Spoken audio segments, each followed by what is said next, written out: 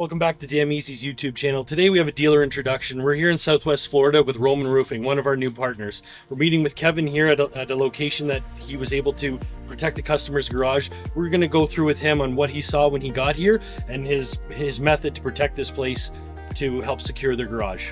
Kevin, what did you see when you showed up to this place for this quote? So when I showed up, first thing I noticed was how much water is surrounding the area. Obviously in the front and in the back, we're surrounded by plenty of water, canals. So the first thing I wanted to know and make sure is what the customer wanted to protect, and that was his car.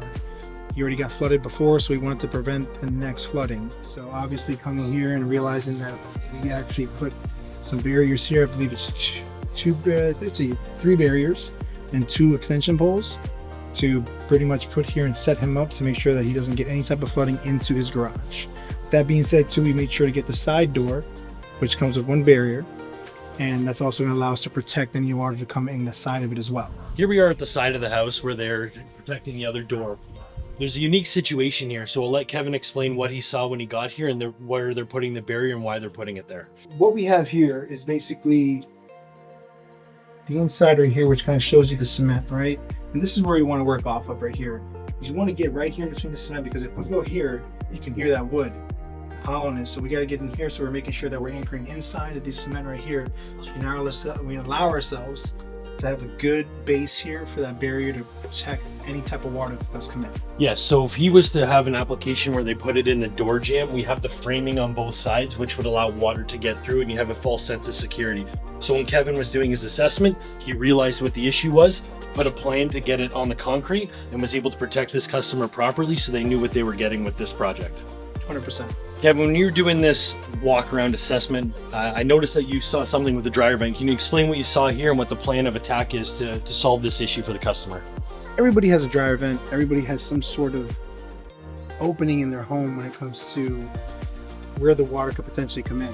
What we're doing here is we're going to put the cup in here to protect any water that's going to be coming in and be able to tie off, so there's no water intrusion whatsoever. The reason being we're going to do this is because a lot of times a lot of homeowners forget that they have this around their home, and they try to figure out how they're going to protect it. And that's why we're here. And that's why I looked at that, saw it, and figured out, okay, what can we do?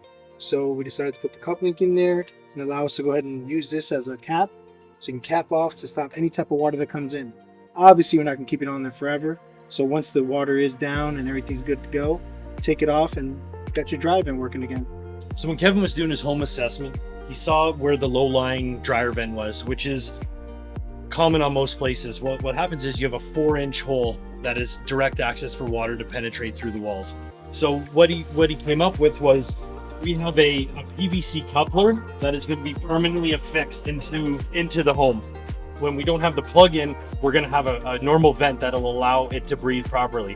When they're doing their storm prep, they have it plugged up, and then when they come back, they just unscrew the plug, put their vent back in, and back to business as usual. So it's a good find, because this would give them a false sense of security where they protect the home. They have a 4-inch hole of water just being able to rush in there. So this is stuff you need to look for when you guys are doing your flood protection and your hurricane prep stuff, is the low-lying stuff that you're not looking for. It's the little stuff, the dryer vents, the backflow preventers on your sewer, your air handler drains, your hot water drains. So a lot of those little stuff can really cause a problem down the road, so you need to look for that stuff. So this is why you need qualified people doing the home assessment to address things on the initial installation.